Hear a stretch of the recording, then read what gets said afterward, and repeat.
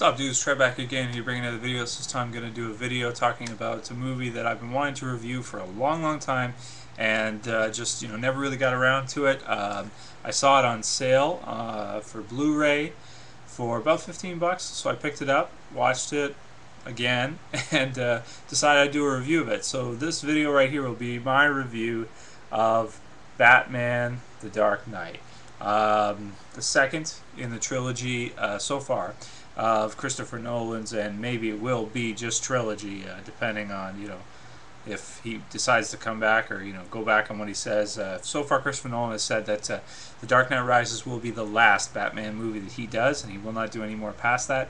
We'll see. I mean, if it becomes the #1, selling or most viewed movie, and makes that much money, he'll probably come back and do a fourth one. But we'll see. I mean, he's got a lot of integrity as a director, so maybe when he says that, I'm sure he intends for it to be the last movie, but maybe he'll stick to that. Anyway, I'll do another video later talking about whether, what I expect from The Dark Knight Rises, and if I think it will be able to surpass this movie. This movie right here is the pinnacle of comic book movies. Some people say it's not even a comic book movie, and, I'm like, I don't want to get into whether or not you want to, consider a comic. It's a comic book movie, okay? It's Batman, all right. Even if they try to make it like as realistic as possible, and they do a really good job of doing that. It's a comic book movie. That's what it is, okay? This is the best comic book movie ever made, and this is my favorite movie ever made. When this movie came out in theaters, it became an entire cultural phenomenon. I watched this movie in theaters, I think, about 7 times, and I want to thank my girlfriend for going and watching it with me 7 times. I don't know how she sat through it that many times, but she did, and that's how much I love this movie. We went on cheap day. Here in Canada, we have a cheap night where movies are like basically $4 you can go to watch a movie, per person, per ticket. So, for pretty much 6 weeks in a row on Tuesday, or 5 weeks in a row on Tuesdays, we went and we watched The Dark Knight just over and over and over again. We saw it in IMAX. We just, like, I could not, when this came out, I became like obsessed with it. I just could not, stop watching it. But it's my favorite movie of all time. I'm sure you guys could probably all say the same thing about your favorite movie if you're big moviegoers. This movie and Heath Ledger in general, really was something special. This movie, to me, is a masterpiece, okay? I can't say that about any other comic book movie ever released. As much as I like the X-Men franchise before Wolverine, it's nothing compared to as much as I like, Christopher Nolan's Batman franchise, but specifically The Dark Knight. I felt like Batman Begins was a really good movie, and I'll probably review that one too, and was a great introductory movie to his story and, to showing Batman, but I really feel like The Dark Knight is where we got to really, get on with it, get to the, the good stuff. And hopefully The Dark Knight Rises will, keep up with that. But, it's got its work cut out for it. I mean, this movie is, like I said, my favorite movie ever. Just an amazing movie. The score by Zimmer is awesome. Heath Ledger's performance, Oscar, winning. And another thing I want to add to that is that his death, in my opinion, has nothing to do with him winning the Oscar. I mean, he deserves to win the Oscar for this movie. There's no question about it. The way he played the Joker and their interpretation of the Joker. This isn't your your comic book Joker. Jack Nicholson did the comic book accurate Joker as close as it could probably be done. But this is not that. This is Christopher Nolan's Joker. This is like a more realistic Joker. If the Joker was alive in the real world, this is sort of what he would be like in Christopher Nolan's eyes. And I agree with most of the decisions that they made to go with the Joker. I think he just turned out, fantastic. Every scene that Ledger was in this movie was just like incredibly memorable. Like, I can, if you put the scene on and mute it, I could probably tell you every line the Joker says from the entire movie. I've seen this movie probably about 20 times or something like that. Just amazing. From the start of the movie to the finish, it's action-packed all the way through. And even though it's action-packed, it doesn't, sacrifice plot. It doesn't sacrifice story in order to be exciting all the way through. From the very beginning with the robbery, to the end of the movie where you have the Dark Knight, Batman's running and all that kind of stuff.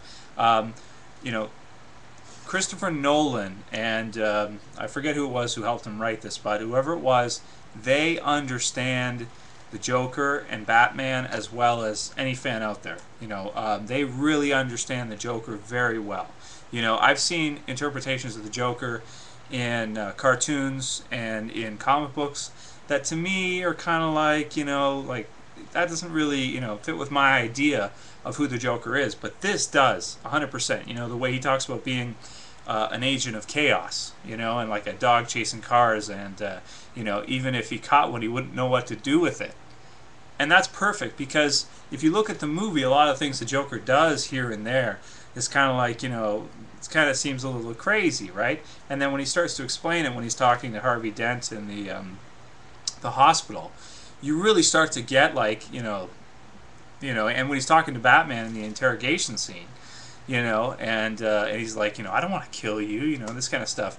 It's just perfect. It's just, the psychology of it is absolutely perfect to me.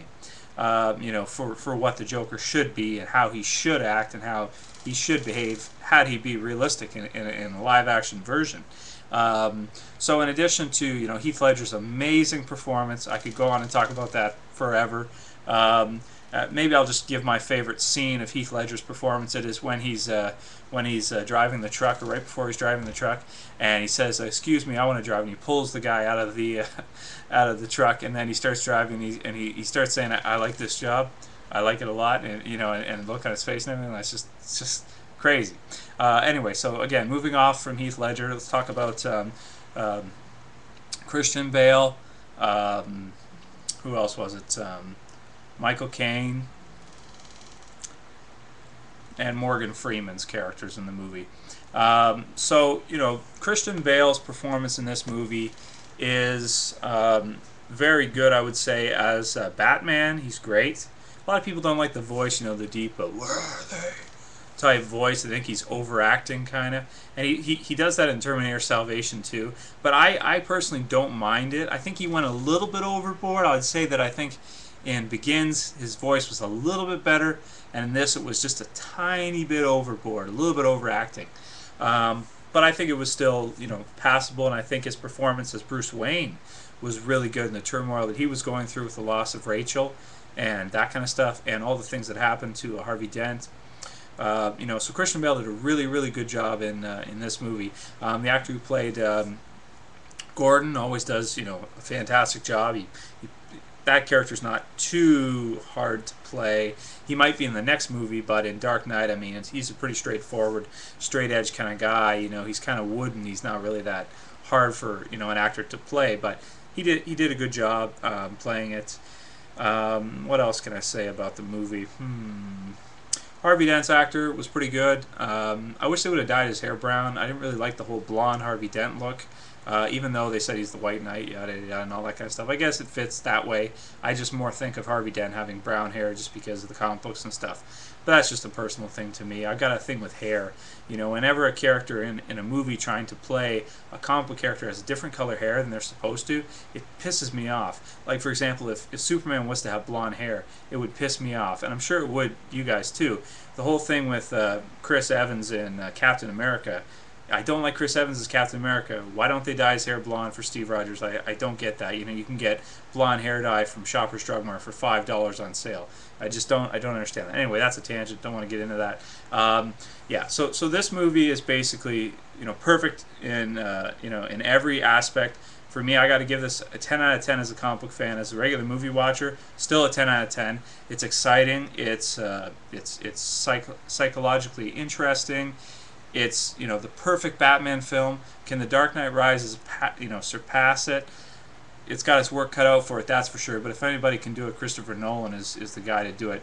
Anyway, may Heath Ledger rest in peace, and thank you for giving us this movie, because this movie is what he did in this performance in this movie. Most actors will never even come close to in their entire career. So I think I'll end with that.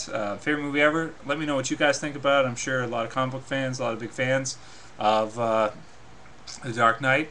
And why so serious?